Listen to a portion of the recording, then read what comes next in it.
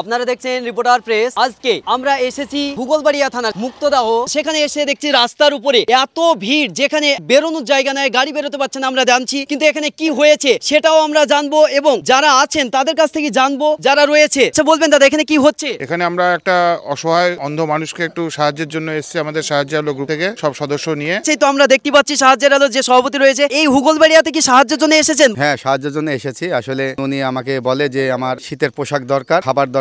তখন ওনাকে কিছু চাল ডাল কিনে দিয়েছিলাম, তারপরে বলেছিলাম যে এখানে আমাকে দিয়ে যান, আমরা কয়েকদিনের মধ্যেই যাব। তো আজকে আমরা এসেছি। আমরা সেই বাড়িতে এসেছি যে বাড়িতে সাহায্যের আলো সাহায্য দিতে এসেছে আজকে। আপনি কি জানিয়েছিলেন সাহায্যের আলো সদস্যদেরকে?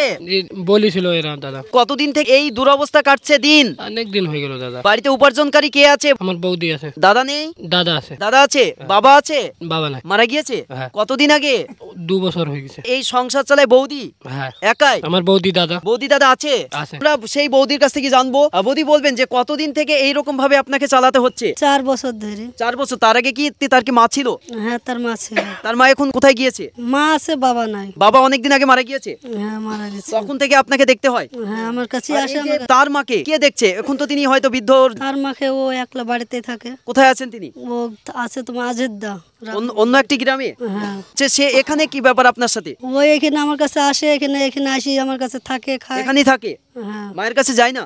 না, মায়ের কাছে যায়, আবার চলে আসে, এখানে থাকে আমার কাছে বেশি। কিন্তু সাহায্যের আলোর এই যে এনজিও এইভাবে যে আপনাদের আমরা এসে দেখছি সাহায্য করলো, তার জন্য কি বলবেন?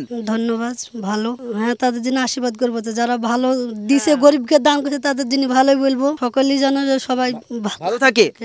আমরা জানছি তিনারা খুশি হয়েছে। কি বলবে সাহায্যের আলো সদস্যদের? ভালো, সব ভালো থাকে, সবাই ভালো থাকে। হ্যাঁ। যে অন্ধ ব্যক্তিকে রাত দিন সাহায্য করে যায়, সেটা হচ্ছে ক্যামেরার বাইরে ইনভিজিবল ভাবে, সেটাই হচ্ছেন তিনি, সাহায্যের আলোরই সদস্য। কিন্তু তিনি কখনোই ক্যামেরার সামনে আসেননি। কতদিন থেকে আপনি এইভাবে সাহায্য করছেন? প্রায় বছর উপরে হবে। কিন্তু কেন আপনি সাহায্যের হাত বাড়ালেন কেন? ও অ্যাকচুয়ালি অসহায়, অন্ধ, ও ভিক্ষে করতে যায়। তো আমাদের বালাডাঙ্গা বাজার, একটা বাজার, আমার দোকানদার, তোকে দেখে খুব বড় মায়া হয়েছিল। চা খেতে বসেছিল, আমি বললাম কি চাই তোর দরকার? খোঁজ নেওয়ার পরে যখন দেখি ও অসহায়, তখন আমার তরফ থেকে যতটুকু আমি হতো ওকে বলতাম, যখন দরকার হবে আসবি, আমি যতটুকু পারবো তোকে আমি দেবো। সাহায্য করে আমাদের খুব ভালো লাগলো, কারণ এই অন্ধ অসহায় এরকম অন্ধ মানুষের পাশে আমরা সাহায্যের আলো পুরো টিম এসে খুব আমাদের ভালো লাগছে। প্রতিনিয়তই যে এইভাবে সাহায্য করে চলছেন কেন? আমাদের ভালো লাগে মানুষের, অসহায় মানুষের পাশে থাকার জন্য। আলাদা একটা মন দরকার, আলাদা একটা দেল দরকার, আলাদা একটা সময় দরকার। সেইগুলো মনে হয় আমাদের ভিতরে উপরবেলা তৈরি করে দিয়েছে। এই যে সাহায্যের আলো এনজিও এই যে সাহায্য করলো, আজকে কেমন অনুভূতি জাগছে? হ্যাঁ, আমাদের গ্রামের ভালোই অনুভূতি রাখছে, পরিবারের সকলের অনুভূতি রাখছে যে